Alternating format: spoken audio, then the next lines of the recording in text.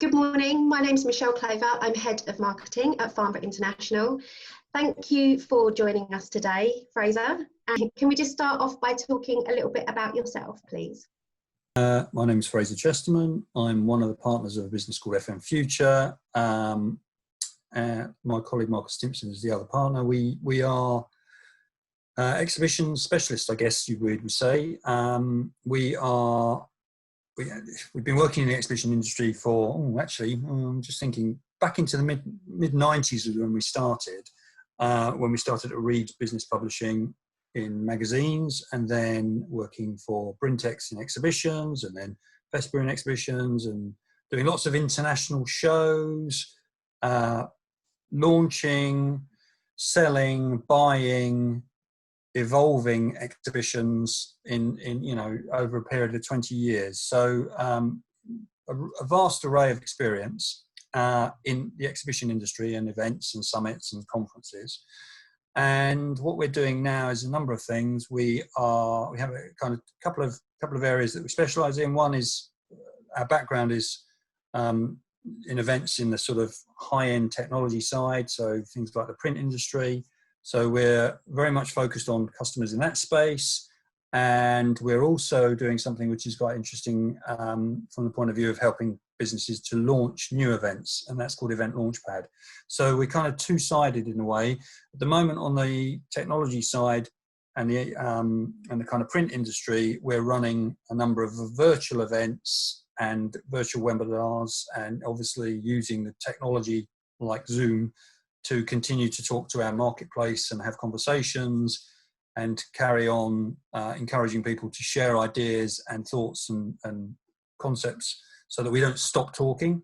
And on the other side, of the Event Launchpad side, we've been running a number of sessions where we're helping businesses to look at what they're running, what they're doing, and coming up with new ideas when COVID kind of clears through, and we've got an opportunity to start launching events again.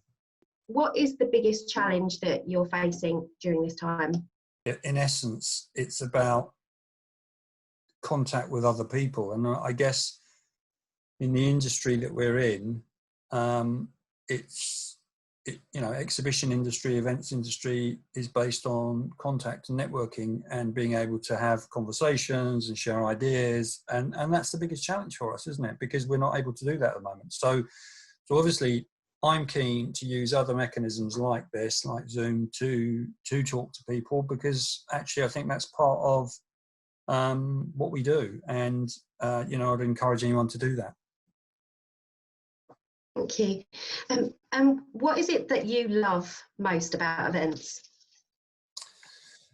Yeah, good point. Why do we do this? I mean, in essence, events are showbiz. I know it sounds a bit naff, but the reality is we're in showbiz, aren't we? I like that aspect of it. Not everyone does, but I like that bit. I like the fact that you are building towards something, and then you open on the morning and it's live and there and happening, and people are coming in, and you've brought these people to this location, and you've put the content together. You've delivered this kind of huge, phenomenal marketplace for them, and they wander around not knowing who you are but the reality is you're the person that's done that, and with your team, and that's what I like about it. I like that aspect of it. I really do enjoy the kind of showbiz bit, the kind of making noise, creating something, and getting through it in those 2 or 3 days, and then at the end of the show, kind of that wind down and looking at it and thinking about it and going, yeah, that was great. We learned something there. We gained something there. We maybe made mistakes there. That's what's good about it. I mean, every event organizer doesn't go to a university to learn about event organizing. They learn it as they do it. And that is in essence what we've all done, is we've all experienced it. When we started to now where we are, we've just experienced running events, and a lot of that kind of booklet that we've created in our mind of how we do things is purely by experience, purely by doing it, getting it wrong, getting it right, and coming out the other side. What has this experience shown you as to why face-to-face business is so important? Think about what they represent and their historic background and why they exist. They exist because someone has a product and they want to put that product in front of people, and it works more effectively to create it in the marketplace where it's comparative with other products of similar likeness. So the idea really being, it's a bit like estate agents. Why do they all come together in the high street? They're quite happy to be next door to each other, because actually you create a marketplace. So the concept of events is absolutely, or concept of exhibitions particularly, is absolutely about creating marketplace for people to go and look at products, services, whatever. Talk to people about services. And so in essence, the bit that we're missing is that sensory behavior that we get through going to an exhibition, which is the touch, the feel, the look, the kind of, experiencing the product, the service. So we're missing that, obviously. I mean, there's an argument, isn't there? And I kind of get it. There's an argument that says actually you don't necessarily need to see products, because actually, for me, the best aspect, the most important aspect of going to an event is actually not necessarily seeing the product.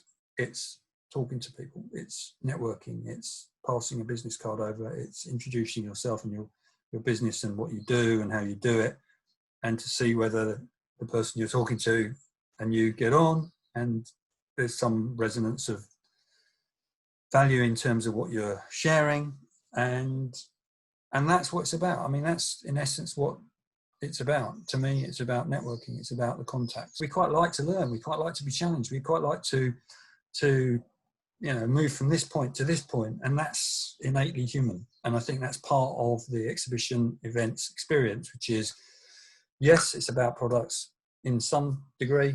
It's also about networking, and it's also about learning. Thank you. And last question, Frazer, what would your positive words of wisdom be to the world right now?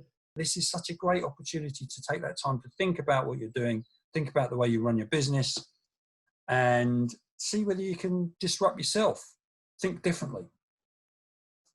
Very, very much. I wanted to chip in with a couple of things. I think that with the face-to-face interaction with stuff, it's about you can't ever get that connection this way, I don't feel, unless you're like person to person in front of each other, and that handshake and and you're quite right. I think it's like totally using this time right now to think about things, and some people might have downtime, and if they do, look at how to do things better procedures, and